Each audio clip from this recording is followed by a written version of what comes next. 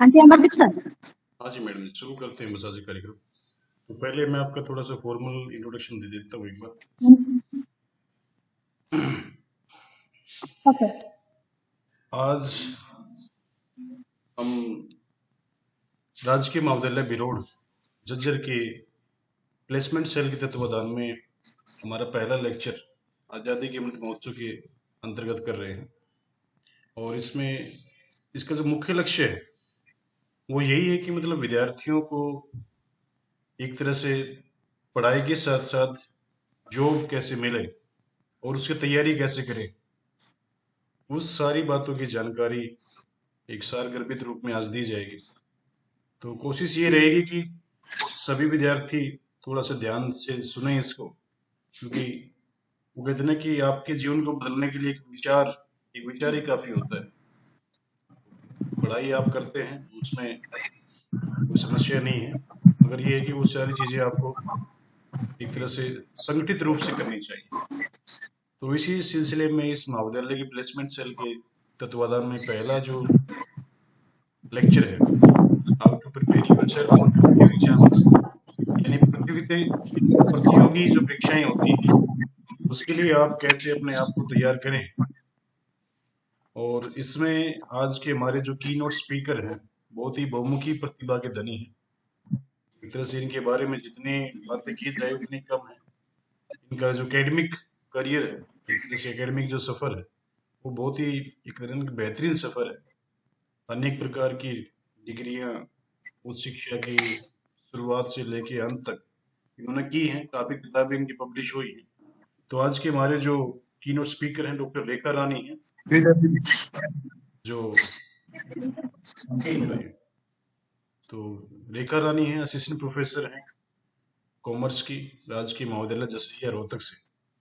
तो नेट और जेआरएफ है, एमबीए में भी और कॉमर्स में भी, एमकॉम में भी, और एक तरह से एमफिल भी इन्होंने की है और साथ में पीएचडी भी कॉमर्स में इन्होंने की है। और इसके साथ साथ CS professional, CA, IPCC examination भी इन्होंने किया है, पास किया है। और फेलो रही हैं ये institution of cost account of India, ICAI. और इसके साथ साथ 10 साल से ज़्यादा का इनका टीचिंग एक्सपीरियंस है। और बहुत सारी जो कॉन्फ्रेंस इन्होंने अटेंड की हैं, बहुत सारे रिसर्च पेपर इनको पब्लिश हुए हैं। तो ये आज का जो हमारा एक तरह से कहते हैं ना कि जो लेक्चर है उसके लिए इनसे ज़्यादा उपयुक्त व्यक्ति मुझे दिखाई नहीं दिया। तो मैं मैडम रेखा जी का हार्दिक धन्यवाद करता हूँ कि उन्होंने हमारे आमंत्रण को, हमारी प्रार्थना को स्वीकार किया। और आज विद्यार्थियों के लिए आज आप एक तरह से नए आयाम स्थापित करने के लिए किस तरह से वो तैयारी कर सके, ताकि वो कहते हैं ना कि हमारी तैयारी ऐसी होनी चाहिए, जो कहते हैं ना रेस लगाने वाले घोड़े भी होता है और गधे भी होते हैं जो मेहनत करते हैं, मगर हमारी जो मेहनत होती है वो घोड़े की तरह होनी चाहिए, यानी बिल्कुल तेज, ताकि जल्दी हमें उसका रिजल्ट मिल सके।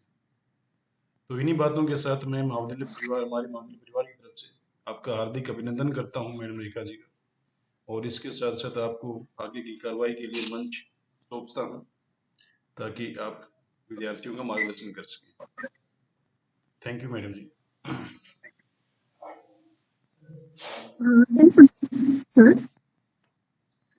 Thanks Amardeep sir.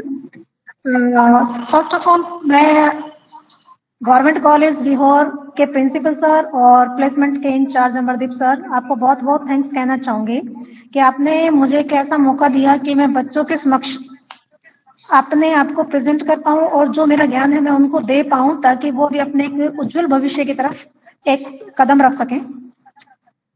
बच्चों को एक्चुअली क्या है कि पता ही नहीं होता बहुत सारे कि कॉम्पिटिटिव एग्जाम कौन से होते हैं और उनकी तैयारी कैसे करनी होती है। तो ये सारी चीजें आपने इस चीज के लिए मुझे चुना, तो मैं बहुत भाग्यशाली हूँ कि स्पेशली राजकुमार सर का, कि उन्होंने मुझे बच्चों के साथ संपर्क होने का एक बहुत बेहतरीन मौका दिया है। तो अगेन मैं एक बार फिर दोबारा से सभी का बहुत बहुत इस प्रोग्राम में आपका स्वागत करती हूँ एंड देन धन्यवाद करती हूँ कॉलेज का। हाँ तो बच्चे, अब आज हमारा जो टॉपिक है थोड़ा सा सभी बच्चे मैं आपको एक रिक्वेस्ट करूंगी बेटा कि आप लेक्चर को एक लेक्चर की तरह न लें, क्योंकि इस लेक्चर के ऊपर आपका पूरा भविष्य है जो टिका हुआ है और आपको एक डायरेक्शन देगा। यदि आप थोड़ा सा ध्यान से समझेंगे और जो चीजें आपको बताई जाएंगी आप उसको अपने जीवन में उतारेंगे, तो क्योंकि आपका भी सफर स्टार्ट होना है, एक ऐसा सफर जहां पर आपको निकलना है और आपको अपनी पूरी लाइफ अपनी वहां पर अपने संघर्ष में लगानी है। यदि आप आज नहीं करेंगे तो 10 ईयर 5 ईयर के बाद आपको वो चीजें फिर से करनी पड़ेंगी। यदि आप आज से स्टार्ट कर देते हो जब आप ग्रेजुएशन में हो तो देन आपके लिए सभी मंजिलें आसान हो जाएंगे। तो बेटा मैं आपको फर्स्ट आपको ये बताना चाहूंगी कि हमारे लिए कॉम्पिटिटिव एग्जाम कौन कौन से होते हैं। और आप जब एक बार कभी भी फॉर्म भरने जाते हो तो वहां पर बहुत सारी लंबी लाइन होती है। कभी भी आपने फॉर्म भरा है तो ये देखा है कि एक पोस्ट के लिए हजारों लाखों फॉर्म आते हैं, एक ऐसी भीड़ चली हुई है। अच्छा सभी को एक बार ये स्क्रीन प्रेजेंटेशन आपको दिख रही है? बच्चे प्लीज रिस्पॉन्स करेंगे। Yes ma'am. जी ma'am. No ma'am, no ma'am, no ma'am.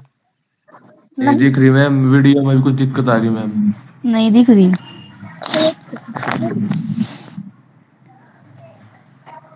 दिक्कत आ गई मैम, कुछ टेक्निकल।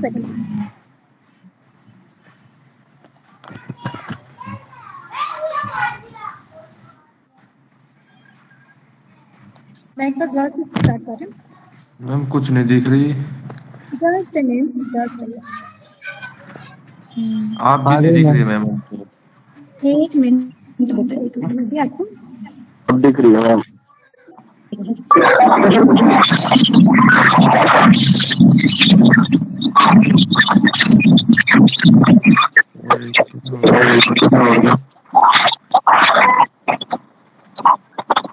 भाई सभी अपने माइक बंद रखना। ये सोनू तवर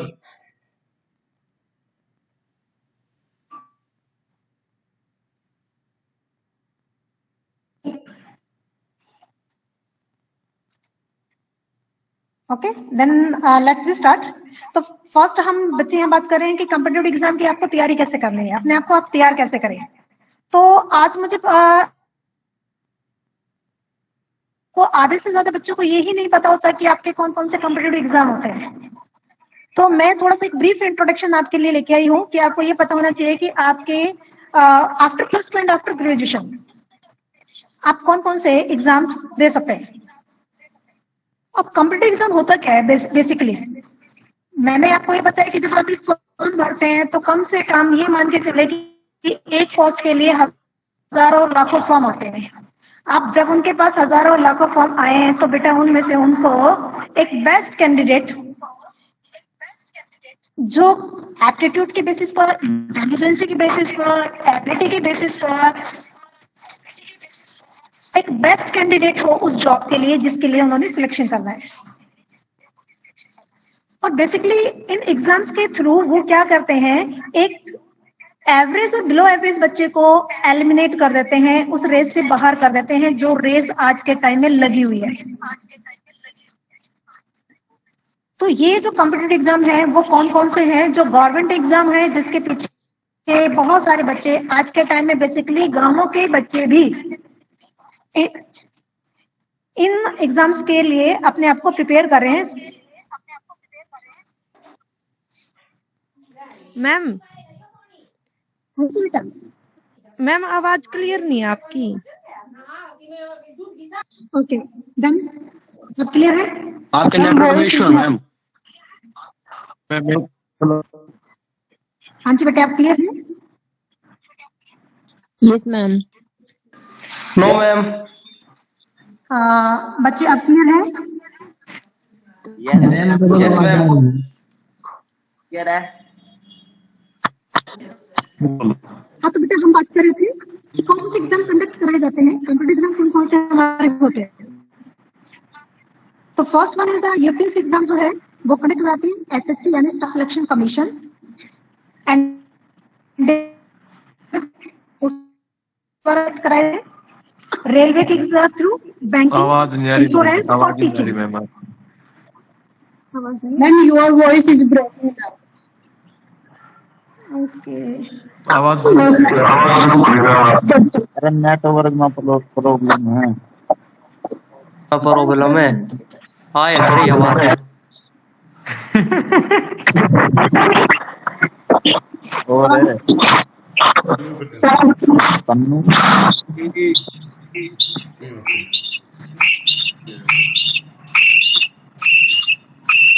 ओए क्या हो गया ये? बताइए प्लीज म्यूट कर दे अपने आप को।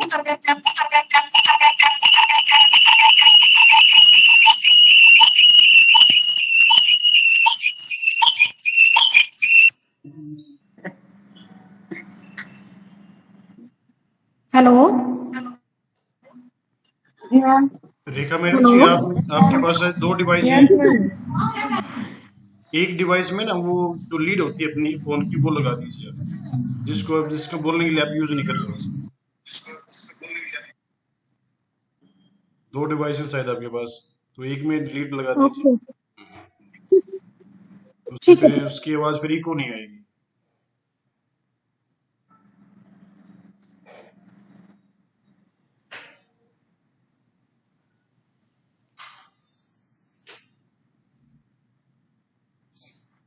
आई थिंक शायद अब वॉल्यूम आ रही होगी मेरी। यस जी मैम अब ठीक आ रही है।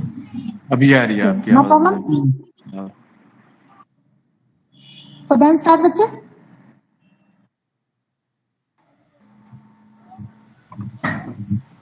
हाँ जी Amardeep sir, am I audible? हाँ मैम बिल्कुल ठीक आ रही है, कंटिन्यू करें ma'am. Okay okay okay okay sorry बच्चे। देन अब हम स्टार्ट कर रहे हैं। मैंने आपको कुछ टॉप गवर्नमेंट एग्जाम्स के बारे में आपको बेटा क्लियर करना है। First one is the UPSC union public service commission के एग्जाम होते हैं, जिनके बारे में हम डिटेल बताएंगे कि कौन कौन से एग्जाम वो कंडक्ट कराते हैं। And then second staff selection commission के, डिफेंस के और आर्म फोर्स के एग्जाम होते हैं। देन वन रेलवे के, बैंकिंग, इंश्योरेंस एंड टीचिंग। ये कुछ इनके एग्जाम आज हम अपने टॉपिक के अंदर कवर करेंगे। तो first one is the UPSC. UPSC जो है वो बहुत सारे आपके एग्जाम कंडक्ट कराती है। First one is the civil service exam, जिसकी बहुत जो पॉपुलर है आईएएस का एग्जाम। एंड देन सीडीएस जो कि डिफेंस से रिलेटेड होता है, कंबाइंड डिफेंस सर्विस एग्जाम हो गया आपका, एनडीए का हो गया, आईईएस इंडियन इकोनॉमी सर्विसेज इसके रिगार्डिंग है। आपका सेंट्रल फोर्स जो आपके आर्म फोर्स होते हैं उसका हो गया, फॉरेस्ट सर्विस हो गया, आपका सीआईएसएफ यानी कि आपका कमांडेंट का हो गया, इंजीनियरिंग सर्विस जितने भी है, सिविल है आपका या मैकेनिकल है, इलेक्ट्रॉनिक है, इन इंजीनियरिंग का भी एक एग्जाम कराया जाता है। और डिफरेंट डिपार्टमेंट के अंडर उनकी अपॉइंटमेंट की जाती है एज पर रैंक। आप जो एग्जाम में रैंक लेंगे उनके बेसिस पर और आपकी क्वालिफिकेशन के बेसिस पर आपको अलग अलग डिपार्टमेंट में गवर्नमेंट जॉब मिलती है। क्लियर है क्या? ऐसे ही मेडिकल सर्विसेज है, तो इसके बेसिस जो यूपीएससी कंडक्ट कराएगी, ये बीएससी वाले बच्चे जो है या एमएससी वाले बच्चे हैं, पर्टिकुलर उसमें आपका क्वालिफिकेशन गिवन होती है, उनके बेसिस पर वो उनका सिलेक्शन करते हैं और डिफरेंट डिपार्टमेंट में एज ए मेडिकल जो पर्सन है परफॉर्मेंस है वो अपॉइंटमेंट होते हैं। ऐसे ही आपका कंबाइंड जियो साइंटिस्ट का भी एक एग्जाम होता है सीबीएसई। तो यूपीएससी जो है वो ये डिफरेंट एग्जाम आपके कंडक्ट कराती है। और आपको इनकी इंफॉर्मेशन चाहिए तो आप यूपीएससी की साइट पर जाकर बेसिकली सभी का कैलेंडर भी आपको मिलता है, अपकमिंग कैलेंडर। इट मीन्स कि यूपीएससी इस साल कौन कौन से एग्जाम कंडक्ट कराएगी, कब कराएगी, उनकी जो एक अप्रोक्सीमेट डेट वो क्या होगी, टेंटेटिव डेट जो आपकी होती है, तो वो आप वहां पर फाइंड आउट कर सकते हैं। एलिजिबिलिटी जो भी होगी, आपकी क्वालिफिकेशन होगी, उसको फिल कर देंगे, आप वहां पर देख सकते हैं। Next one is the staff selection commission. ये आपका सेंट्रल जॉब होती है यूपीएससी की भी और एसएससी की भी। जैसे हमारा स्टाफ सिलेक्शन कमीशन है, ऐसे ही हर स्टेट में भी स्टाफ सिलेक्शन कमीशन होता है। बस उसके आगे हमारा क्या लग जाता है, पर्टिकुलर स्टेट का नाम लग जाता है। जैसे कि HSSC Haryana staff selection commission. यदि वो हिमाचल प्रदेश कंडक्ट करा रहा है तो HPSSC लग जाएगा, तो वो स्पेशल उस स्टेट के लिए ही होती है सर्विसेज। लेकिन जो एसएससी कंडक्ट कराता है वो आपका पूरा सेंट्रल लेवल पर आपके एग्जाम लेता है। और जो जॉब होगी वो सेंट्रल लेवल की होती है, जिसमें बहुत कॉमन और पॉपुलर होता है जिसको हम बोलते हैं सीजीएल। सीजीएल का मतलब कंबाइंड ग्रेजुएट लेवल एग्जाम, जो कि आप आफ्टर ग्रेजुएशन दे सकते हैं। आपके इसके लेवल होते हैं जो आके आप एसएससी की साइट पर जाके फाइंड आउट कर सकते हैं। एक प्लस टू के बाद दिया जाता है जो लोअर डिविजनल आपके क्लर्क होते हैं उनके लिए, और इसके बारे में भी आगे मैं बताऊंगी कि प्लस टू के बाद एसएससी की कौन सी एग्जाम आप फिल कर सकते हैं एंड देन आफ्टर ग्रेजुएशन आप कर सकते हैं। तो जैसे सीजीएल हो है ऐसे ही आपका CHSL होता है, यानी कि कंबाइंड हायर सेकेंडरी लेवल का आपका एक एग्जाम है। एंड देन SI का आपका होता है, सब इंस्पेक्टर का होता है, इंटेलिजेंसी ऑफिसर होता है नारकोटिक सेंट्रल ब्यूरो के अंदर, जूनियर इंजीनियर उनके लिए एग्जाम कंडक्ट कराते हैं, ट्रांसलेटर आपके हो गए, मल्टीटास्क स्टाफ आपके हर डिपार्टमेंट के अंदर जो बहुत सारे कामों के लिए आपका अपॉइंट किया जाता है, मल्टीटास्क जो स्टाफ होता है उसके अपॉइंटमेंट की जाती है। सेक्शन ऑफिसर आपके इसमें किए जाते हैं जो ऑडिट डिपार्टमेंट से बेसिकली उनकी अपॉइंटमेंट की जाती है। स्टेनोग्राफी का होता है, ग्रेड सी का अलग होता है, ग्रेड डी का आपका एग्जाम अलग होता है, एंड FCI यानी कि फूड कॉर्पोरेशन ऑफ इंडिया का एग्जाम जो है ये SSC कंडक्ट करती है। पर्टिकुलर नॉर्मली इनमें से बहुत सारे एग्जाम है जो साल में एक बार निकलते हैं। आप इसका भी SSC की साइट पर जाके जब चेक करेंगे तो आपकी टेंटेटिव डेट कि कौन सा एग्जाम कब होगा, उसकी ओपनिंग डेट क्या रहेगी, एक टेंटेटिव उसका एग्जाम या जो टेस्ट होगा वो कब कंडक्ट कराया जाएगा, वो सब कुछ आपको साइट पर मिल जाएगा। क्लियर?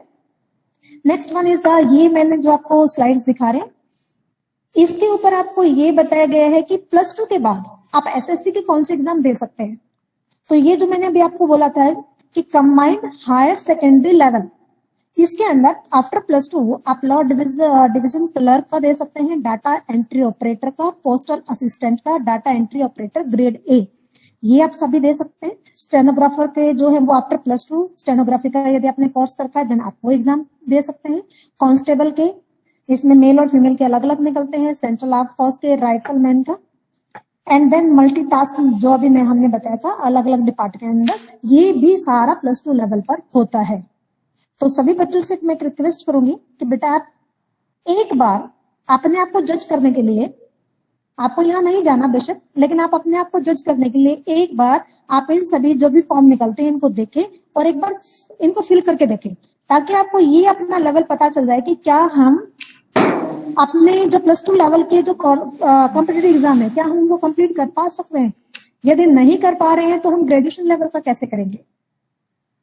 नेक्स्ट, डिफेंस में भी आपके बहुत अच्छा कैरियर है। आफ्टर ग्रेजुएशन आप सेंट्रल आर्म फोर्स में जा सकते हैं, आर्मी में, नेवी में, एयरफोर्स में, कोस्टल गार्ड्स के, और इसमें से बेसिकली 2-3 जो कोर्सेज हैं वो UPSC कंडक्ट कराती है, CDS का हो गया, FCAT का हो गया, जो कि आप डिफेंस में जा सकते हैं। Next one is the railway के एग्जाम में भी बहुत सारी वैकेंसी निकलती है और बहुत बड़े लेवल की वैकेंसी निकलती है आपकी रेलवे में। तो रेलवे में जो वैकेंसीज निकलते हैं और कॉम्पिटिटिव एग्जाम आपके होते हैं वो 4 कैटेगरी में होंगे। First one is the group A, group B, C and D। Group A, इसके अंदर जो रिक्रूटमेंट होती है वो UPSC करती है। रेलवे एग्जाम के ग्रुप A की रिक्रूटमेंट है UPSC करती है। वो एग्जाम लेती है आपका सिविल सर्विस एग्जाम, यानी जो मैंने बताया था IAS का, एक वो इंजीनियरिंग सर्विस एग्जाम होते हैं IES का, और एक मेडिकल सर्विसेज एग्जाम होते हैं। इनके थ्रू रेलवे के ग्रुप A की पोस्टों को फिल किया जाता है।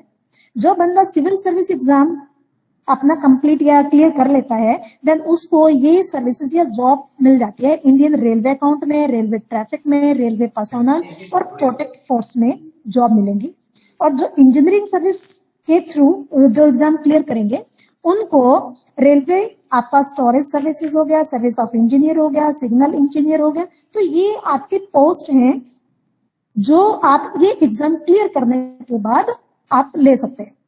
तो first one is the railway exam का ग्रुप A UPSC कंडक्ट कराएगी, जो आपके मैंने बता दिया 3 तरह के एग्जाम वो लेती है। अब आया रेलवे के अंदर ग्रुप B कैटेगरी के एग्जाम। तो वो एग्जाम आपके प्रमोशन, वो जो पोस्ट होती है ग्रुप B की वो फिल की जाती है ऑलवेज प्रमोशन बेसिस पर। तो मोर देन 70% जो वैकेंसी होती है वो वहीं पर जो पर्सन ग्रुप C के होते हैं उन्हीं की प्रमोशन करके सीनियरिटी बेसिस पर 70% वैकेंसी फिल हो जाती है। बाकी की जो 30% आपकी वैकेंसी होती है वो भरी जाती है डिपार्टमेंटल लेवल पर, एक कॉम्पिटिटिव एग्जाम रखा जाता है और 30% वैकेंसी एग्जाम के थ्रू की जाती है। क्लियर यहां तक? Next one is the railway exam group C। अब ग्रुप सी का जो है, इसकी देखो पहले वाला किया आपका यूपीएससी में, सेकंड वाला हो गया प्रमोशन बेसिस पर, तो अब आपके लिए जो अपॉर्चुनिटी आती है वो आती है ग्रुप सी के अंदर। तो रेलवे एग्जाम के अंदर ग्रुप सी के अंदर दो तरह की पोस्ट होती है, एक है नॉन टेक्निकल और एक आपकी होगी टेक्निकल पोस्ट। अब नॉन टेक्निकल पोस्ट के अंदर +2 के बाद आप जो दे सकते हैं वो है जूनियर क्लर्क कम टाइपिस्ट की जॉब है। अकाउंटेंट, ये +2 के कॉमर्स के बच्चे भी कर सकते हैं, बीए के बच्चे भी कर सकते हैं। And accounts clerk come typist हो गया, जूनियर टाइप कीपर हो गया, एंड ट्रेन क्लर्क हो गया, कमर्शियल कम टिकट क्लर्क हो गया। ये आफ्टर +2 की आपकी है, आप इन एग्जाम के लिए आप अपने आप को तैयार कर सकते हैं। And after graduation senior clerk, देखो जूनियर के लिए +2 की आपकी रिक्वायरमेंट थी और ग्रेजुएशन के बाद आप सीनियर क्लर्क कम टाइपिस्ट के लिए अप्लाई कर सकते हैं।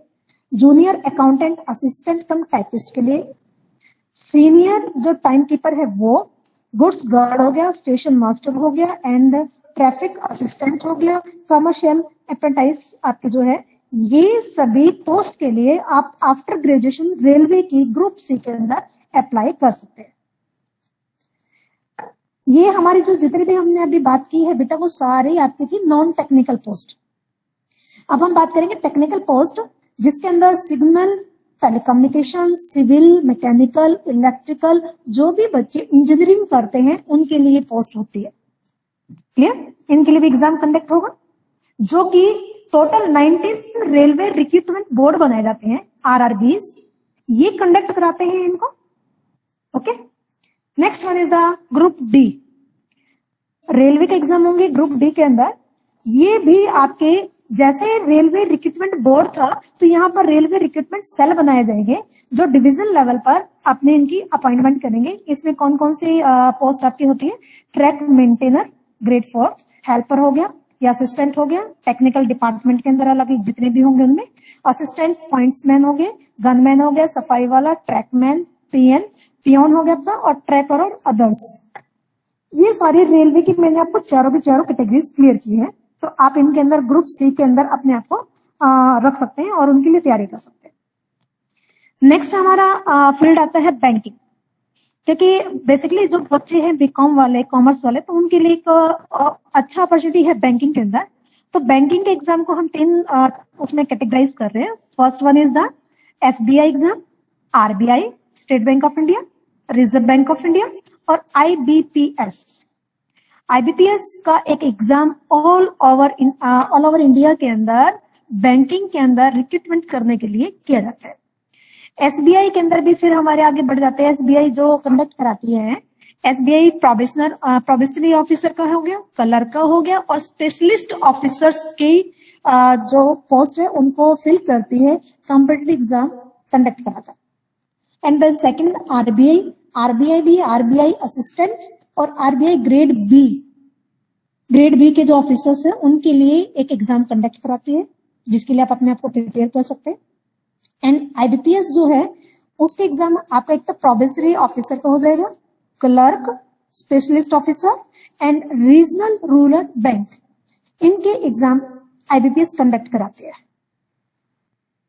तो जो IBPS के अंडर में यानी कि बैंकिंग पर्सोनल जो आपका सिलेक्शन है, ये जो कंडक्ट करा रही RRB यानी कि रीजनल जो रूरल बैंक्स हैं, तो उसके अंदर ये बहुत सारे पोस्ट होती है, जैसे कि ऑफिस असिस्टेंट की है, मार्केटिंग मैनेजर है, ट्रेजरी मैनेजर है, ऑफिसर का स्केल्स है, banking officer scale 2, agriculture officer, law officer, chartered accountant का हो गया, एंड ऑफिस और IT ऑफिसर्स, इन सभी के लिए एग्जाम कंडक्ट कराती है रीजनल रूरल बैंक के अंदर अपॉइंट करने के लिए।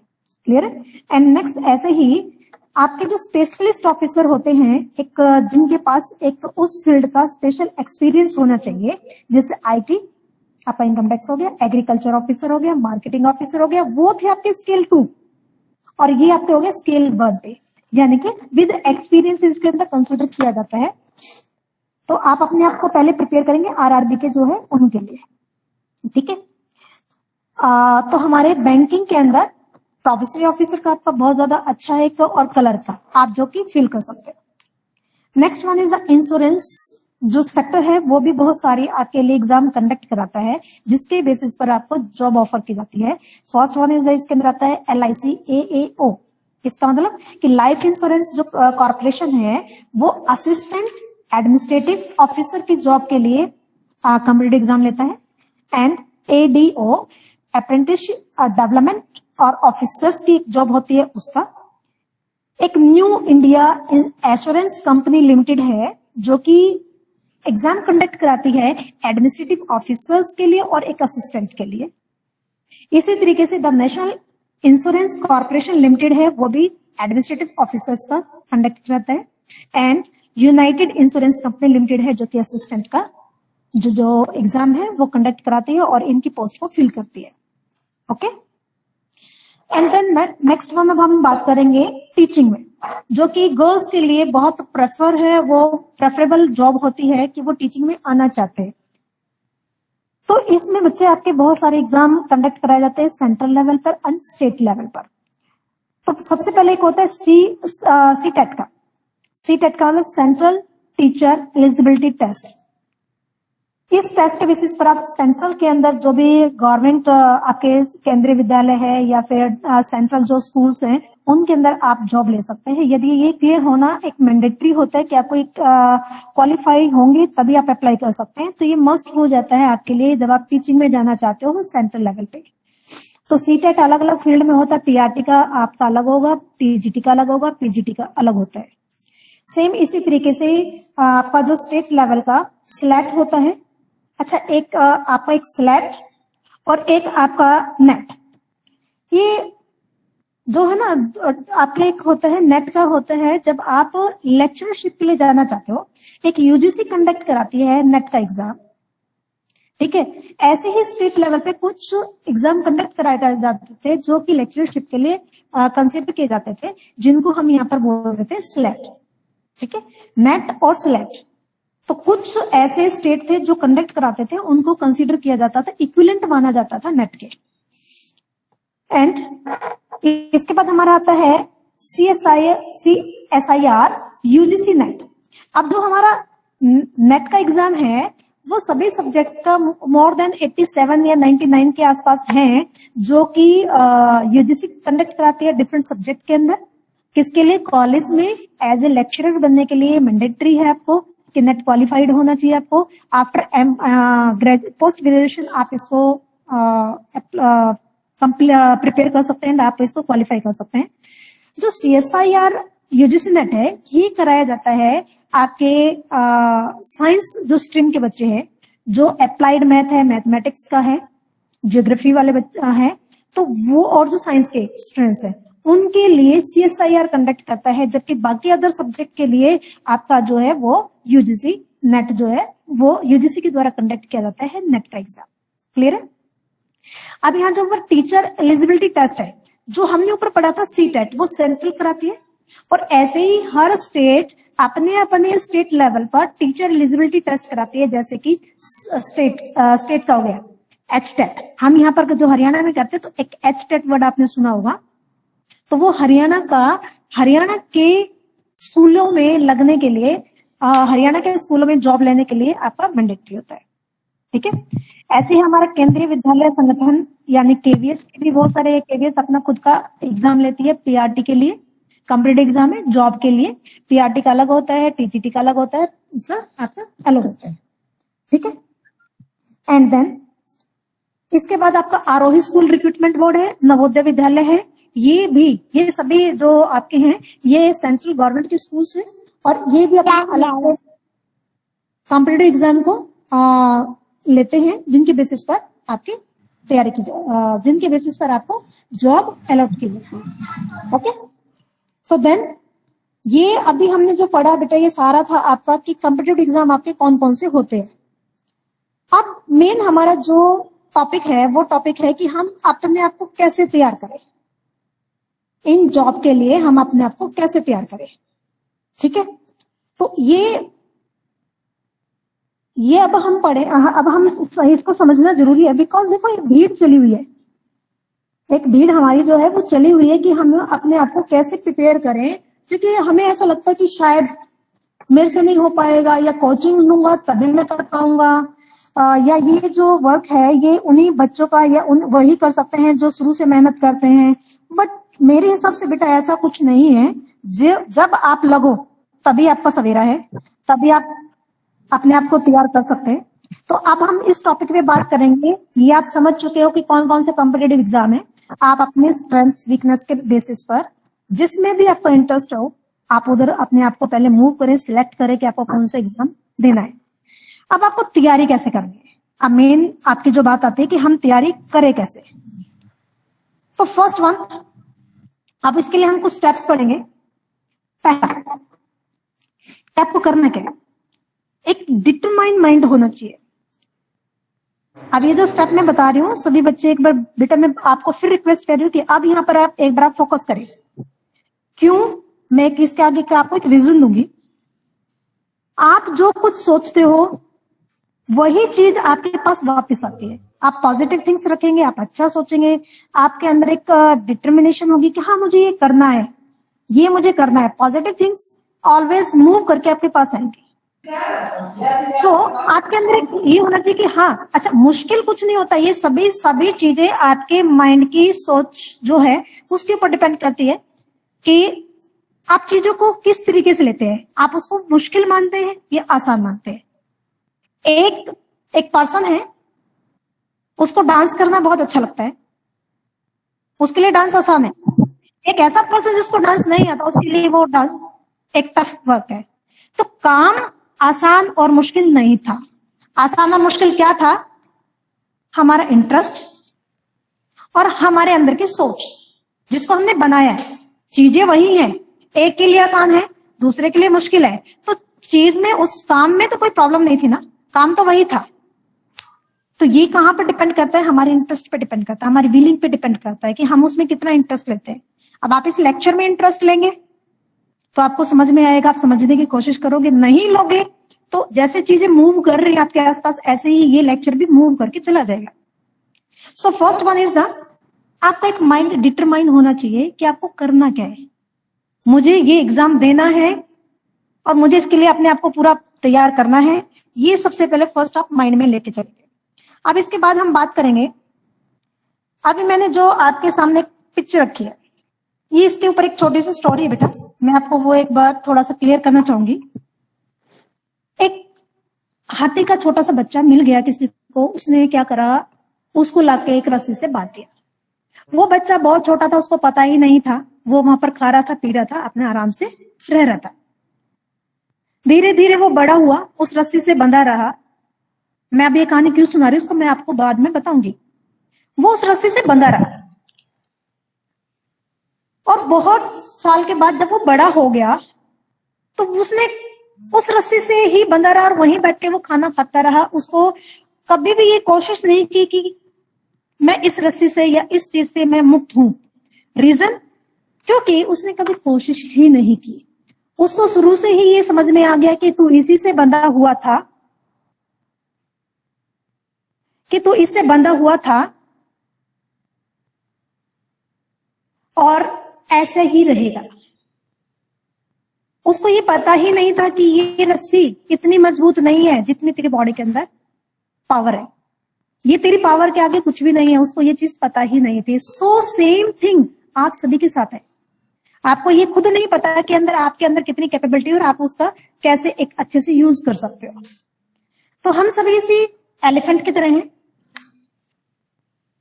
और हमें अपने ऊपर विश्वास नहीं है, हमें पता ही नहीं कि हम क्या कर सकते हैं। तो फर्स्ट सबसे पहले आपको करना ही यही है कि आप अपने ऊपर विश्वास रखें कि आप कर सकते हैं। तो सबसे पहले उस रस्सी को तोड़ दो जो ये कहती है कि और कर सकते हैं, हम नहीं कर सकते। So do hard work and अपनी लाइफ में आगे बढ़ो। ठीक है, ये आपके हाथ में है। नेक्स्ट वन, आपको कोई बाउंड नहीं कर रही चीजें, आपको कोई चीजें बाउंड नहीं कर रही, कोई चीज रोक नहीं रही है। को क्या रोक रहा है? रस्सी नहीं रोक रही है, आपका अंदर का बिलीफ रोक रहा है। रस्सी तो 1 मिनट लगेगी, झटका मारेंगे टूट जाएगी, बट आपके अंदर जो मिथ, आपका जो विश्वास बन चुका है वो आपके लिए मुश्किल है तोड़ना, क्योंकि वो बहुत टाइम से आपने उसको बनाया है। बहुत बचपन से आपको लगा है कि नहीं ये तो मुश्किल है, मैथ मुश्किल है, न्यूमेरिकल तो मैं कर ही नहीं पाऊंगा, ये चीजें आपने बना रखी है ना, इतने टाइम से बनी हुई है, इसीलिए आपको ऐसा लगता है कि नहीं मैं कॉम्पिटिटिव एग्जाम नहीं कर पाऊंगा, मेरे से आईएएस नहीं हो पाएगा। So this first one is the, अपने माइंड को डिटरमाइन कीजिए कि यू कैन डू। सिर्फ आपको एक सोच को बदलना है, अपने बिलीव्स के ऊपर विश्वास रखना है, अपने बिलीव्स को आपने मजबूत बनाना है और अपने ऊपर विश्वास करोगे then you can do everything in your life if you want, यदि आप चाहोगे तब, किसी और के चाहने से नहीं। चलिए अब हम चलते अपने सेकंड स्टेप पे। आपको करना क्या है, आप किसी भी कॉम्पिटिटिव एग्जाम की तैयारी करने जा रहे हैं तो फर्स्ट वन इज, एक आपको निश्चित ही कर लेना है कि मुझे ये काम करना है, first step. Second, time management. ये not for the competitive exam, आपके रियल स्टडी के लिए भी बहुत इंपॉर्टेंट है कि आपका टाइम मैनेजमेंट होना चाहिए। टाइम मैनेजमेंट के अंदर बेसिकली क्या है कि आप अपने समय को किस तरीके से यूज कर रहे हैं, वो मोस्ट इंपॉर्टेंट है। आप अपने टाइम को किस तरीके से यूज कर रहे हैं, ये मैनेजमेंट जब तक नहीं होगी आप अपनी लाइफ में किसी भी काम को, इवन ये तो कॉम्पिटिटिव एग्जाम में बहुत बड़े रहा है, आपको एक तैयारी के साथ जाना है जहां आपको हजारों लाखों लोगों से लड़ना है, उनसे आगे निकल के आना है। आप घर में भी एक छोटे से काम को भी नहीं कर सकते हो, आप स्टडी के अंदर भी 5 या 6 किताबों के अंदर से भी नहीं निकल सकते यदि आपने अपने टाइम को मैनेज नहीं किया। तो टाइम मैनेजमेंट के लिए 4D कॉन्सेप्ट होता है जो कि आपको फॉलो करना है प्रैक्टिकली, जो मैं अभी आपको बताऊंगी। क्लियर है? First one is the drop. Drop का मतलब, अच्छा जो चीजें मैं अब आपको बोलने जा रही हूं बेटा, ये सारी चीजें आपको रियल प्रैक्टिकली फॉलो करनी है। यदि रियल में आप जॉब चाहते हैं, आप अपने आप को एक मुकाम पर खड़ा देखना चाहते हैं, तो चीजें आपको बताई जा रही है, आप उनको फॉलो करना स्टार्ट करें और अपने पे विश्वास करें। First one is the drop कर दे।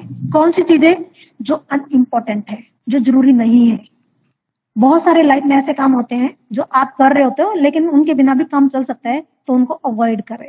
जैसे अननेसेसरी मोबाइल के ऊपर क्या करना, फेसबुक चलाना, कभी यूट्यूब चला लेना, कभी कुछ कर लेना, जबकि आपको पता है कि 1 घंटा खराब होने के बाद भी आपने 1 आवर्स अपना वेस्ट कर दिया और आपको आउटपुट कुछ नहीं मिला।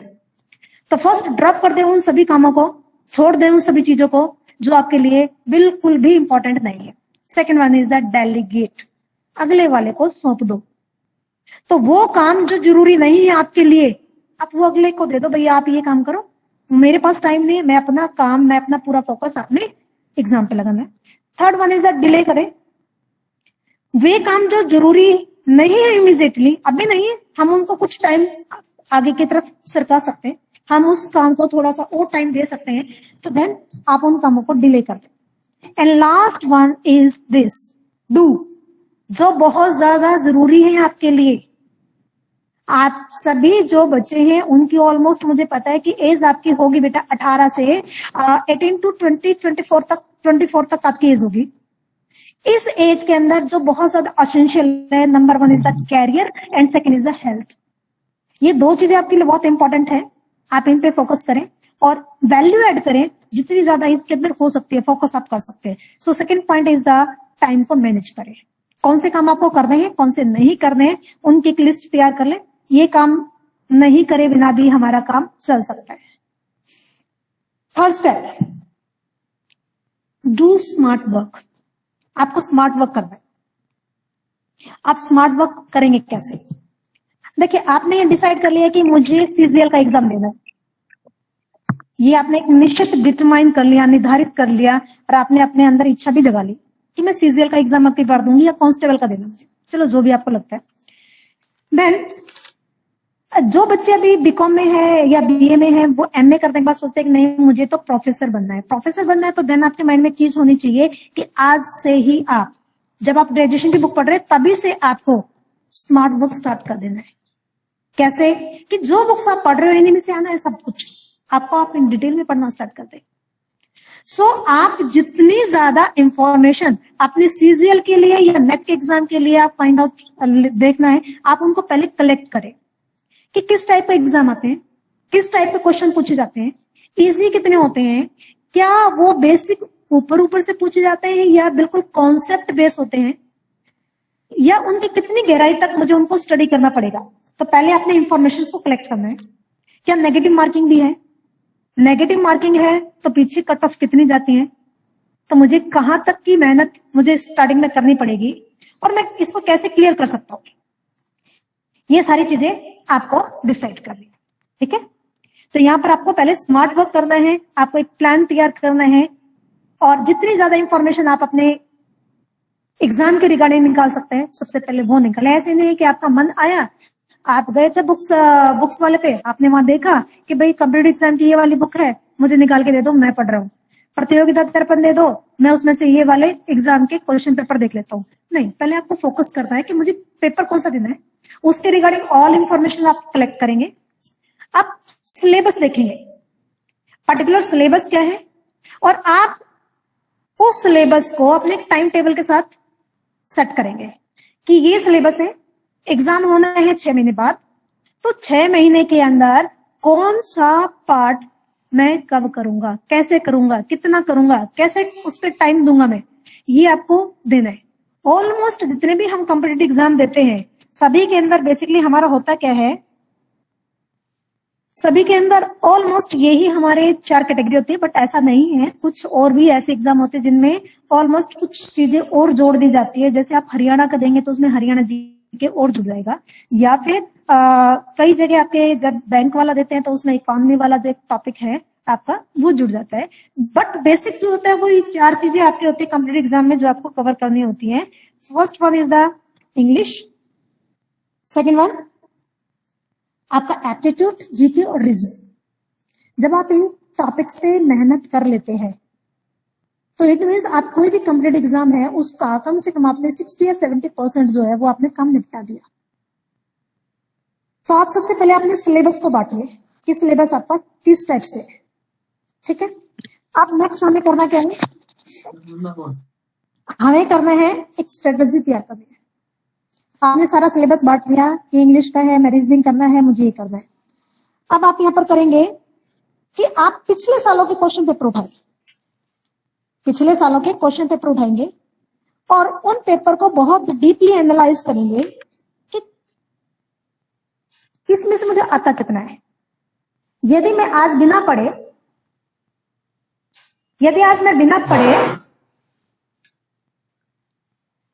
पेपर दूं तो मेरे कितने मार्क्स आ सकते हैं, किस पार्ट पर मुझे ज्यादा मेहनत करने की जरूरत है। तो आपको पहले वहां पर बैठ के देखो, हमने पॉइंट क्या पढ़ा, सबसे पहले हमने एग्जाम को डिसाइड किया और स्ट्रॉन्ग मिलिंग बनाई, फिर हमने टाइम को मैनेज किया, फिर हमने जिस एग्जाम के बारे में हम बात कर रहे थे हमने उसके लिए इंफॉर्मेशन को कलेक्ट किया कि नेगेटिव मार्किंग होती है, किस टाइप का पेपर आता है, पैटर्न क्या रहता है। अब पिछले सालों के क्वेश्चन पेपर निकाला और पिछले सालों के बेस पे हमने अपने आप को जज किया कि हम किस लेवल पे हैं, क्योंकि आपको जब अपना लेवल पता होगा तभी आप अपने लेवल को आगे इंप्रूव करेंगे। तो यहाँ पर पहले ये मेन आपका पॉइंट आएगा कि जब भी आप किसी भी एग्जाम में जा रहे हैं तो पिछले सालों के पेपर को निकाल के आप जरूर देखें कि आप वहां पर कितने मार्क्स को ले सकते हैं। नेक्स्ट वन, अब आपको तैयारी करनी स्टार्ट कर। अब आपको अपना जो भी स्टडी मटेरियल हो आप उसमें काम करेंगे। ठीक है, तो स्टडी टाइम में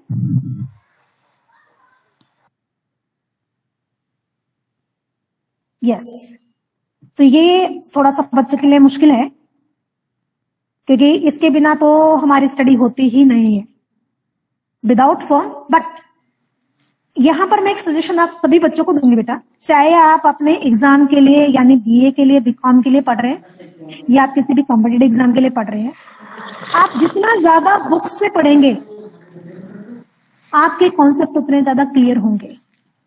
आप जितना ज्यादा फोन पे मैटर्स को सर्च आउट करेंगे आपका टाइम वेस्ट होगा और कुछ भी नहीं होगा। आप यदि किसी भी कॉम्पिटिटिव एग्जाम को देना चाहते हो और किसी बच्चे ने अभी बैठ के मान लो मन बना लिया कि नहीं मैं दूंगा, तो मैं आपको एक सजेशन और देती हूँ। आप एक काम करें कि जो मार्केट में सबसे पतली से पतली बुक आती है ना 20 रुपीज की जीके की, आप उसको लेके आइए, क्योंकि जो 20 वाली बुक को कवर करने में भी आपको 2 महीने लगेंगे। यदि जिन बच्चों का बेस नहीं है उनके लिए बात करूंगी। और यदि आप फोन पे जाके मैटर्स को फाइंड आउट करोगे तो मैटर अनलिमिटेड है। आपने मैटर तो बहुत अच्छा कलेक्ट कर लिया, लेकिन जब तक आपने उस मैटर पे काम ही नहीं किया तो देन कोई फायदा नहीं बच्चे, कोई फायदा नहीं है अच्छे मैटर का, अच्छी बुक्स का। क्लियर है? तो सबसे पहले आप पढ़ने से पहले अपने फोन को स्विच ऑफ करेंगे, बुक्स कलेक्ट कर लेंगे, पिछले सालों के पेपर देख लेंगे और आप अपने मैटर के हिसाब से पढ़ना स्टार्ट करेंगे कि डेली की डेली मुझे ये पढ़ना है। Okay ma'am.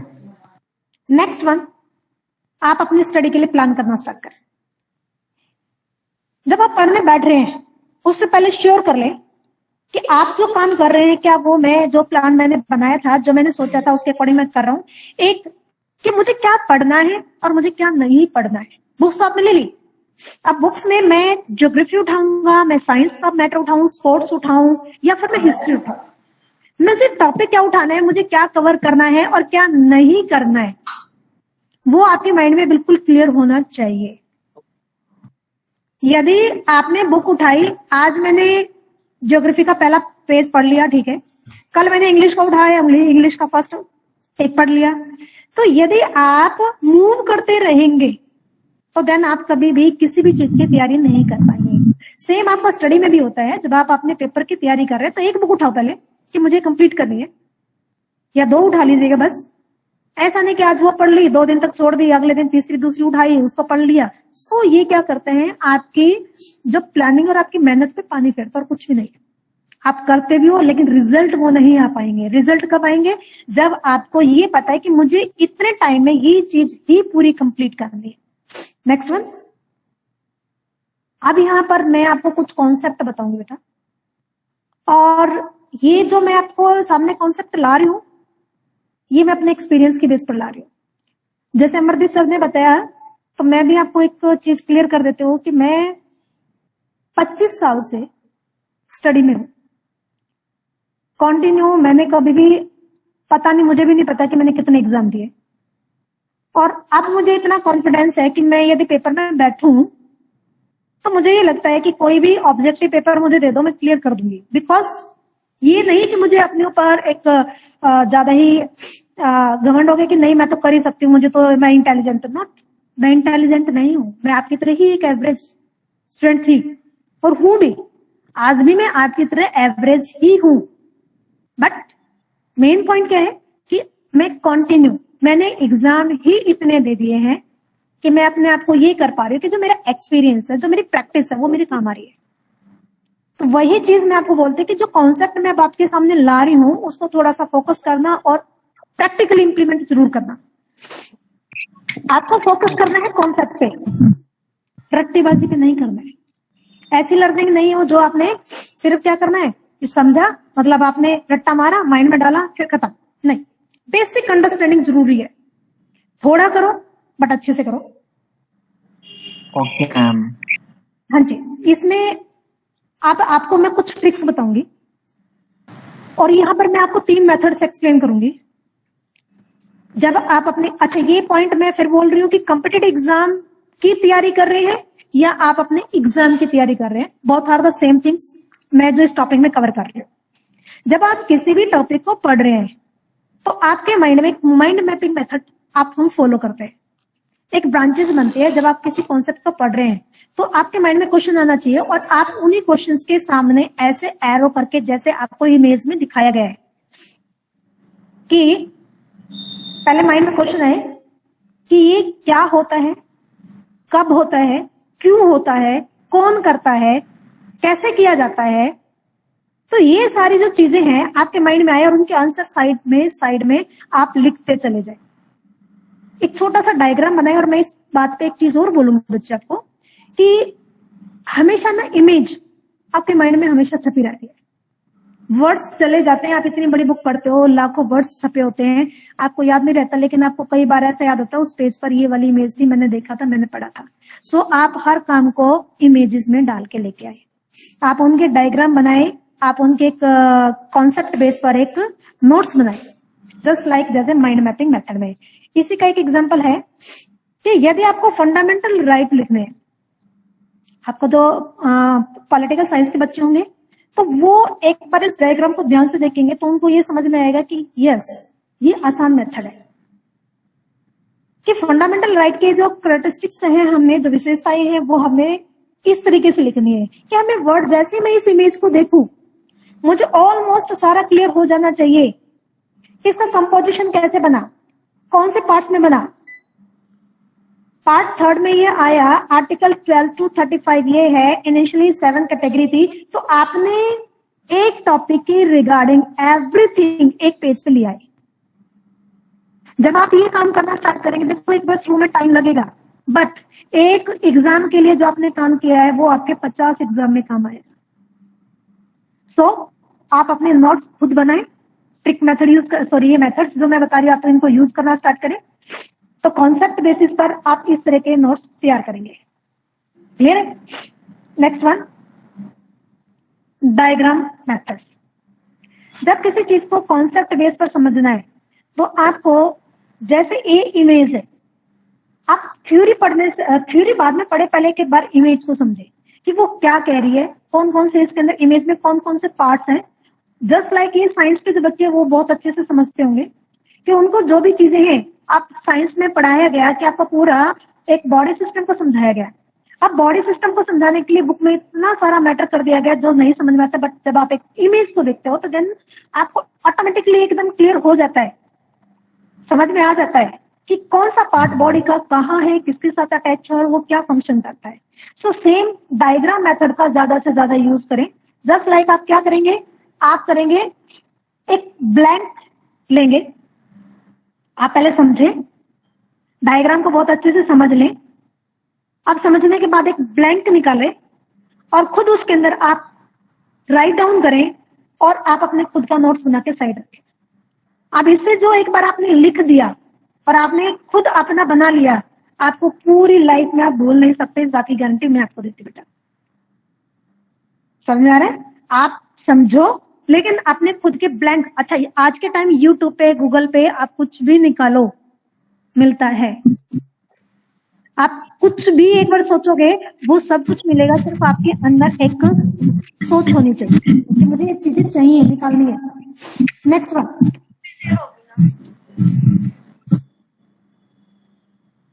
ये एक मैंने ये भी आपको एक एग्जांपल ही दिया है बच्चे इसमें कि आप वाइल्ड लाइफ सेंचुरीज हैं वो कहाँ कहाँ है, कैसे हैं। तो आप एक खाली बहुत सारे ऐसा मेथड, बहुत सारे ऐसे टॉपिक्स हैं आपके एग्जाम के अंदर जब आप जीके पढ़ रहे होते हो, जैसे कि आपको इंस्टीट्यूशंस याद करने हैं, आपको रिवर्स याद करनी है, आपको वाइल्ड लाइफ सेंचुरीज याद करनी है, कौन सी जो आपके ये आपके स्टेशन होते हैं, हिल स्टेशन होते हैं, आपको वो याद करने हैं।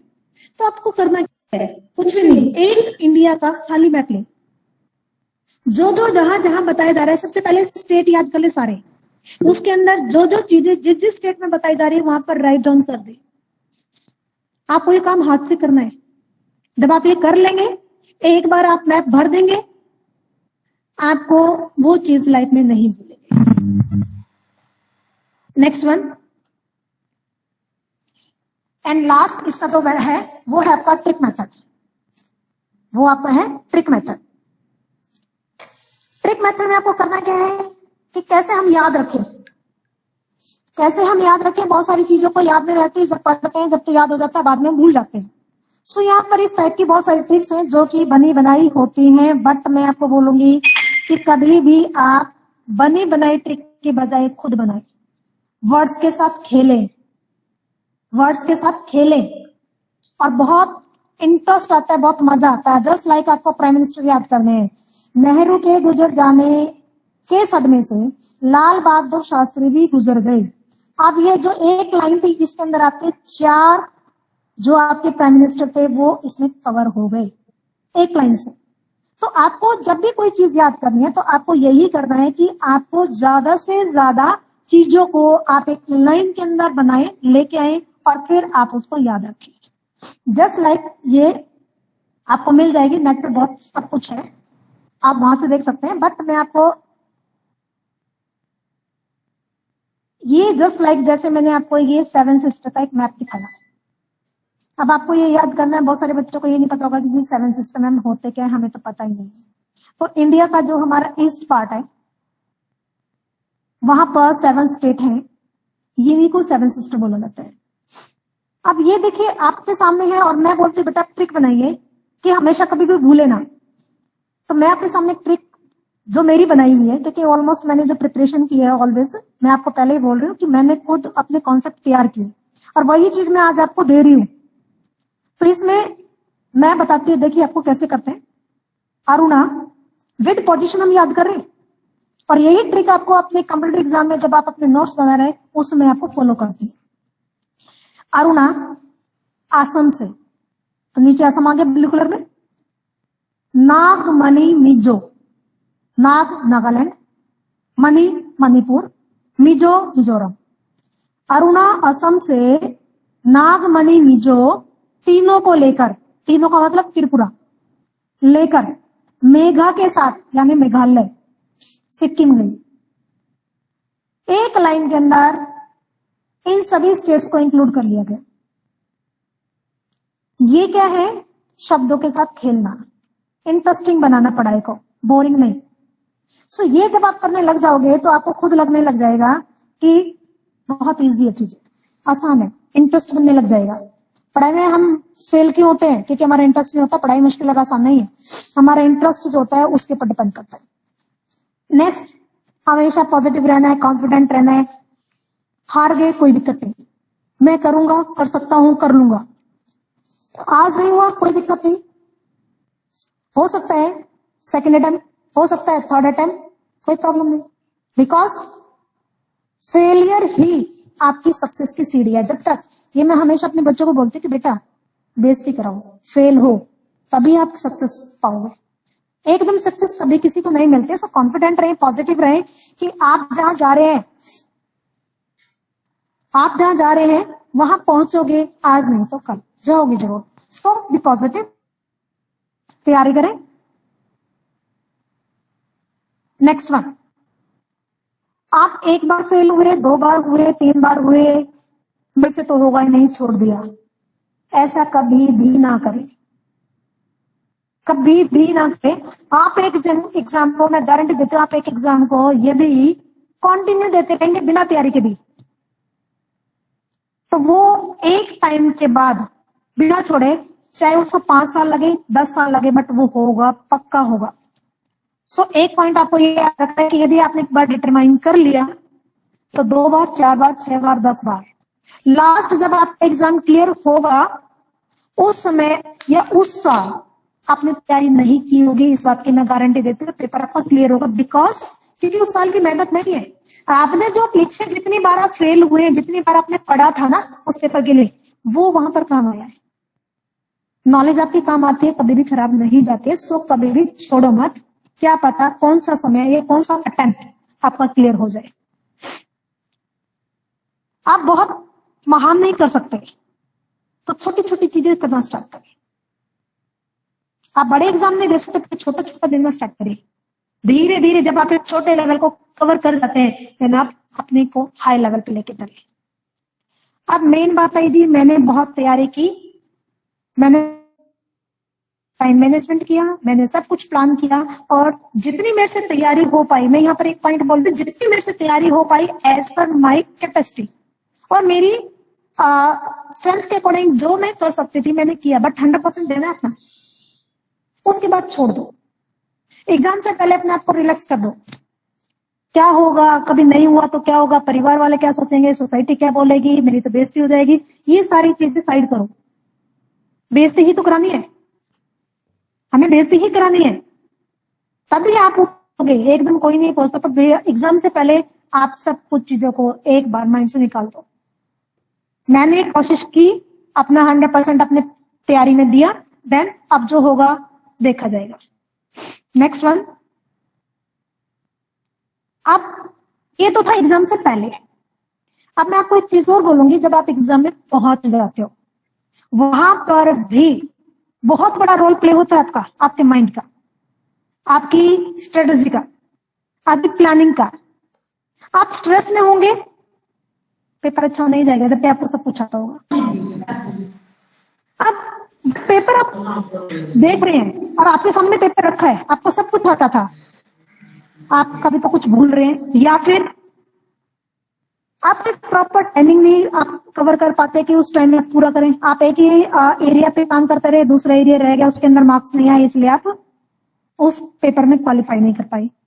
सो आपको करना क्या है, वहां पर एक स्ट्रेटेजी फॉलो करनी है। और इस बात को मैं फिर बोल रही बच्चे एक बार ध्यान से समझना, और यदि आप ये अटेम्प्ट करेंगे तो आप 100% गारंटी देती हूँ कि फर्स्ट टाइम में भी आप इतना कर पाएंगे कि आपको ये लगेगा कि नहीं इतना तो मुझे आता ही नहीं था, मैं इतने नंबर कैसे आगे मेरे।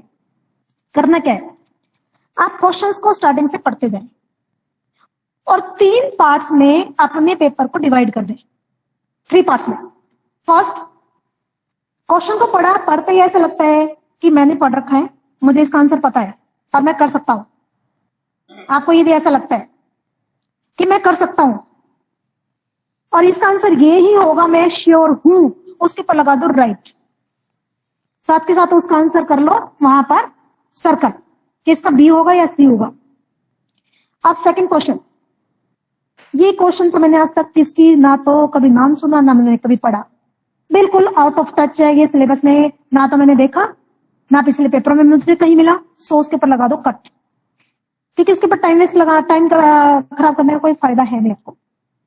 एंड एक कब ऐसा क्वेश्चन आया, ऐसा तो लग रहा है कि भाई हाँ पढ़ा हुआ तो है बट डाउट में है, ये भी हो सकता है और ये भी हो सकता है, यू आर नॉट श्योर कि कौन सा आंसर राइट होगा। सो उस केस में आप उसके ऊपर लगा ले क्वेश्चन मार्क। अब दोबारा से बोल रही हूँ, पूरे पेपर में जितने भी क्वेश्चंस हैं आप उसको 3 पार्ट में डिवाइड कर दें, right, wrong and question mark. हो गया, आपने पूरा पेपर पढ़ लिया। अब आप क्या करेंगे, जहां पर जो राइट थे आपके सही थे उनको OMR शीट में भर दो और काउंट कर लो कि मेरे इतने नंबर इस सब्जेक्ट में बन गए, ये मेरे बिल्कुल 100% श्योर है। हो गया, अब आ जाओ, कट वाले को छोड़ दो, उसके मायने ऊपर अभी टाइम नहीं लगाना। अब आ जाओ क्वेश्चन मार्क वाले पे। वहां पर आपने क्या करना है, जो क्वेश्चन मार्क वाला है उस क्वेश्चन को 2 या 3 बार पढ़ो, कंटिन्यू लगातार पढ़ो। आपको ऐसा लगता है क्वेश्चन पढ़ने के बाद कि आंसर में डाउट है, आंसर मुझे अभी भी डाउट आ रहा है, तो अब आप आंसर की कॉन्सेप्ट पे जाओ, जो आंसर में ऑप्शन दे रखे ना उन ऑप्शंस के कॉन्सेप्ट पे जाओ और वो क्वेश्चन के साथ मैच करना स्टार्ट। अब उल्टा करना, आपको क्वेश्चंस को 2 बार पढ़ने के बाद भी डाउट आता है, तब आप इंडिविजुअल ऑप्शंस पे जाओगे, उनके कॉन्सेप्ट पे जाओगे और फिर क्वेश्चंस के साथ मैच करेंगे। यदि आपको लगता है कि हाँ ये वाला ज्यादा बेस्ट जा रहा है, आप एक बार टिक कर दो, दोबारा मत देखना, उसको दोबारा मत चेक करना, फाइनल हो गया। ऐसा करके आप क्वेश्चंस वाले को कवर कर देंगे जिन पे आपको डाउट था। अब आपके पास जो टाइम बच गया जिसमें आपके कट वाले क्वेश्चन रह गए हैं, अब उनका क्या करें, जो एक चूज कर लो, कोई भी ABCD में से, और वो उठा के आंख बंद करके भर दो, यदि नेगेटिव मार्किंग नहीं है तो। यदि नेगेटिव मार्किंग है तो उनको बिल्कुल अवॉइड कर दो, छोड़ दो। ये स्ट्रेटेजी आपको फॉलो करनी है अपने कॉम्पिटिटिव एग्जाम में, ठीक है भाई। नेक्स्ट, अब ये आता है आपका, ये चीज मैं आपको बार बार बोल रही हूं, यदि आप किसी भी कॉम्पिटिटिव एग्जाम को फेस करेंगे तो पहली बार में ही क्लियर हो, इस बात की गारंटी नहीं है। तो क्या हो सकता है कि आपको 10 बार फेल होना पड़े, तो नो प्रॉब्लम, बट छोड़ना नहीं है, क्योंकि जब आप एक मिस्टेक करते हैं अगली बार समझ में आता है ये गलती मैं अगली बार एग्जाम में नहीं करूंगा। जब आप ये देखते हैं कि जो फेलियर है यहां पर मैं फेल हो गया, किस कारण हुआ, रीजंस को फाइंड आउट करते हैं, अगली बार नहीं करूंगा। तो धीरे धीरे आप अपने आप को फिल्टर करते हो, अपनी कमियों को निकालते हो। सो जो रिजेक्शन मिलती है, फ्रस्ट्रेशन मिलती है, इंसल्ट होती है, वो आपको आगे की तरफ लेके जाती है, और ये जरूरी है, ये जरूरी है आपकी लाइफ में। यदि ये नहीं है तो इट मींस ये मान के चलो कि आप नहीं चीजों को कवर कर पाएंगे। समझ आ रही है बात? सो ये अपॉर्चुनिटी एक बिस्किट की तरह होती है कि आपने यदि मतलब लाइफ में अपॉर्चुनिटीज आपको लेनी है, आपको जॉब से वहां पर खड़े हो जाओ, मिलेगी या नहीं मिलेगा वो अलग मैटर है, बट आप लोगे तो, आप जा ही नहीं रहे तो दैट ये आपकी प्रॉब्लम है। तो इसके बाद बच्चे मैं अभी आपको सभी को मैं आपकी जो भी कॉम्पिटिटिव एग्जाम जिस बच्चे का ये लग रहा है कि हाँ मुझे करना है, और बेटा इसके बिना काम नहीं चलेगा, विदाउट प्रिपरेशन आपका काम नहीं चलेगा। तो इसके लिए मैं आपको एक वीडियो जो है वो सुनाना चाहूंगी और सभी को ऑल द बेस्ट बोलूंगी कि आप एक बार मेरे कहने से आप अपनी क्वालिफिकेशन के बेसिस पर, अपनी कैपेबिलिटी के बेसिस पर, स्ट्रेंथ और वीकनेस के बेसिस पर आप कोई भी कॉम्पिटिटिव एग्जाम एक बार भर के देखें, आपको खुद ये लगेगा कि हाँ मैं कर सकता था, मैंने आज तक ट्राई क्यों नहीं किया। सो एक सॉन्ग आपके लिए है लास्ट में, फिर मैं अपने शब्दों को विराम देते हुए और कॉलेज महाविद्यालय बिरौर का बहुत तहे दिल से धन्यवाद करते हो और आप सभी बच्चों का कि आपने पेशेंस के साथ मुझे सुन रहे हो, बहुत बहुत थैंक्स बेटा। तो अभी आपके लिए ये song. Over 30 million users have already lost 1 crore. Just a minute, beta. Download Happify Me and start your weight loss journey today.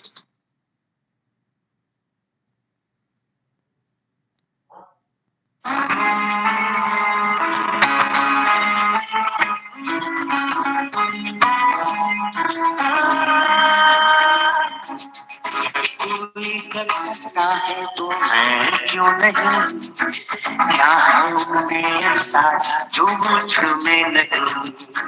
अगर कोई कर सकता है तो मैं क्यों नहीं, क्या है उनमें ऐसा जो मुझ में नहीं।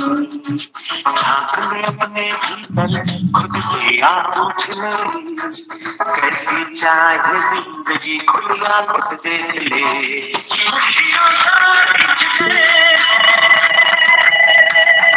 सांसों को खींचते, मुट्ठियों को खींचते, सांसों को खींचते, सबसे टकराने को, सर पर जाने को मैं तैयार हूँ, मैं तैयार हूँ, मैं तैयार हूँ,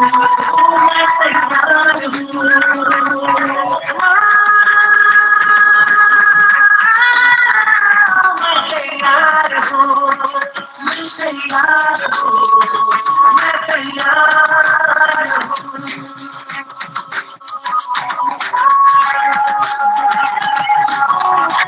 हूँ।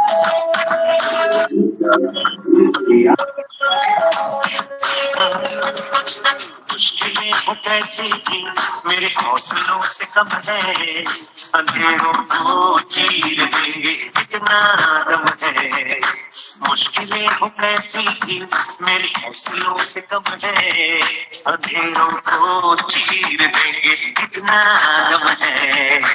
आओ हाथ बढ़ाए कुछ करके दिखाना है, सारे बहानों को आज से आग लगाना है। मुट्ठियों को खींचते, सांसों को खींचते,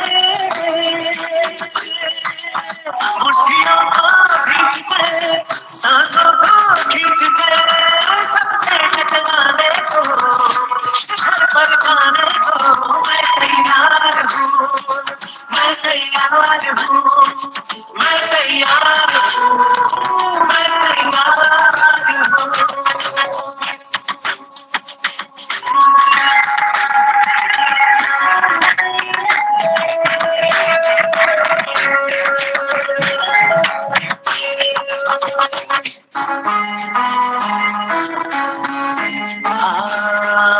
खुद से है ये वादा कुछ करके जाऊंगा, सबके सीनों को गर्व से भर कर जाऊंगा। खुद से है ये वादा कुछ करके जाऊंगा, सबके सीनों को गर्व से भर कर जाऊंगा।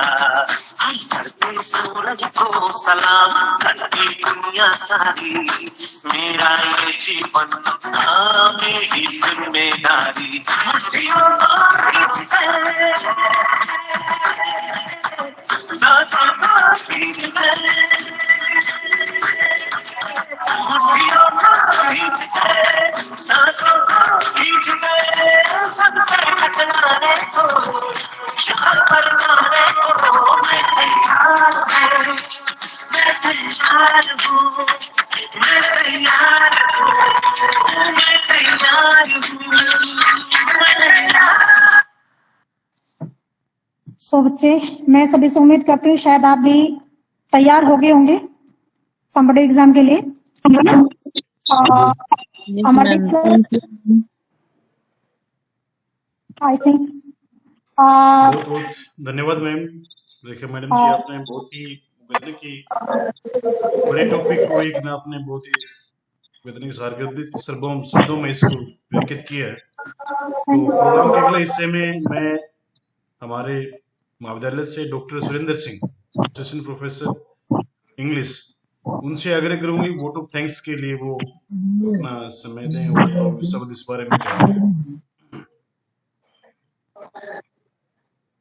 मैं डॉक्टर अमरदीप जी का हार्दिक धन्यवाद करता हूं कि उन्होंने मुझे अवसर दिया कि मैं आप सभी साथियों से और विद्यार्थियों से रूबरू हूं और इस महत्वपूर्ण कार्यक्रम को, जो कि डॉक्टर रेखा रानी ने हमारे विद्यार्थियों में कॉम्पिटिटिव एग्जाम के प्रति जो प्रेरणा जगाई है और जो उनका ज्ञानवर्धन किया है, वह निसंदेह काबिल तारीफ है। तो सर्वप्रथम डॉक्टर रेखा रानी जी, आपको मैं हृदय की अनंत गहराइयों से धन्यवाद करता हूं और आपका मैं अभिनंदन करता हूं कि मैम आपने हमारे बच्चों को और साथ ही हमें भी आज के जो कॉम्पिटिटिव वर्ल्ड में जो हम जी रहे हैं, हमारे बच्चे निरंतर संघर्ष कर रहे हैं सफलता प्राप्त करने के लिए, आपने सफलता की उन ऊंचाइयों पर कैसे पहुंचना है ये उनको बड़े ही सरल, सहज और सारगर्भित शब्दों में व्यक्त किया है। मैडम, आपने हमें बिल्कुल हमारे विद्यार्थियों को बताया कि किन किन प्रतियोगिताओं में भाग लेकर के आपने भविष्य को उज्जवल बना सकते हैं। बैंकिंग सेक्टर, यूपीएससी है, एसएससी है, बैंकिंग, इंश्योरेंस है, टीचिंग है और विभिन्न क्षेत्र जो आपने छुए वो निसंदेह बच्चों के लिए बड़े ही लाभदायक सिद्ध होंगे। मैं कहना चाहता हूं कि the journey of 100 miles start from a step. तो हमारे बच्चों को कदम आगे तो बढ़ाने ही पड़ेंगे मैम, अगर उनको अपनी मंजिल पर पहुंचना है। तो journey of 100 miles start from a step. और हमेशा आपने जैसे अपने वक्तव्य में बताया कि मन के हारे हार है, मन के जीते जीत। मेरे प्यारे विद्यार्थियों, जीवन में कभी भी निराश मत होना। आपके लिए अनंत मौके आएंगे, उन मौकों का आप चूकना नहीं है और अपने आप को इवैल्यूएट करते रहना है और आगे बढ़ते रहना है। मैडम, आपने जो टाइम मैनेजमेंट के 4D बताए वो बहुत ही अच्छे लगे हमें। जैसे कि आपने बताया कि ड्रॉप अनइम्पोर्टेंट वर्क, कि जो आपके जीवन में महत्वपूर्ण कार्य नहीं है उनको छोड़ दीजिए। क्यों कर रहे हैं आप उनको, अपना समय बचाइए। दूसरा आपने बताया डेलीगेट वर्क, कि आप जिस काम को दूसरों को सौंप सकते हैं, जो काम आपके बिना हो सकते हैं, उनको दूसरों को दे दीजिए ताकि आप उस समय का उचित सदुपयोग करते हुए अपने कॉम्पिटिटिव एग्जाम की अच्छी तरह से तैयारी कर सकें। एंड डिलेइंग वर्क्स, जो काम अत्यंत जरूरी नहीं है उस समय करने, आप उनको टाल सकते हैं। क्योंकि आपका एग्जाम मान लीजिए कि नेक्स्ट मंडे को है, तो जो मंडे तक आपके पास समय है, जो आप काम को डिले कर सकते हैं, बाद में कर सकते हैं, उनको बाद में कर लीजिए, वो इतने महत्वपूर्ण आपके लिए अब नहीं है। और चौथा आपने बताया मैम, डू वट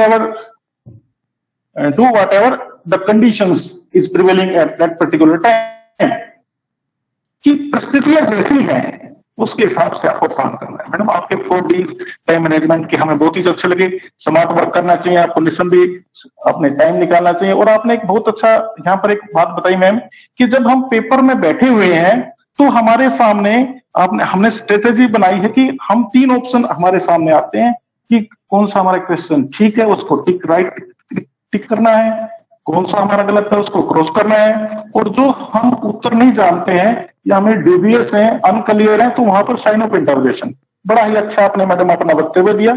निसंदेह हमारे बच्चे आपके ज्ञान से लाभान्वित रहे और हम भी आपको कोटि कोटि धन्यवाद करते हैं डॉक्टर अमरदीप जी का, जिन्होंने इस महत्वपूर्ण और ज्ञानवर्धक प्रोग्राम को आयोजित करवाया। और मैं अपने सभी महाविद्यालय परिवार के साथियों की तरफ से, सभी विद्यार्थियों की तरफ से, अपने प्राचार्य महोदय डॉक्टर राजकुमार वर्मा जी की तरफ से मैडम आपका धन्यवाद करता हूं और ये आशा करता हूं कि भविष्य में भी आप हमारे बच्चों का, हमारे साथीगणों का ज्ञानवर्धन करते रहेंगे और हमें प्रेरणा देते रहेंगे। आपका हार्दिक धन्यवाद है, निरंतर धन्यवाद ma'am. Thank you very much ma'am. Thank you Surendra sir, Amardeep sir and college Bihar.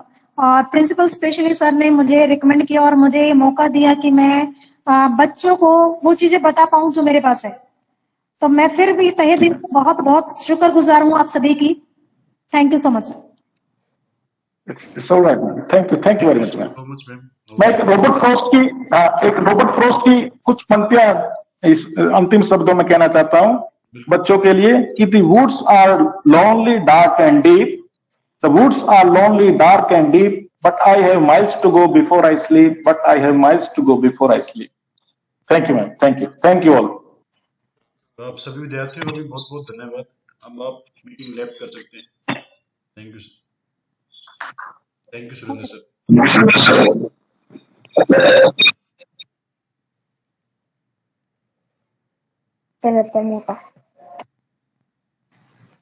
सोड में पड़ रहा है।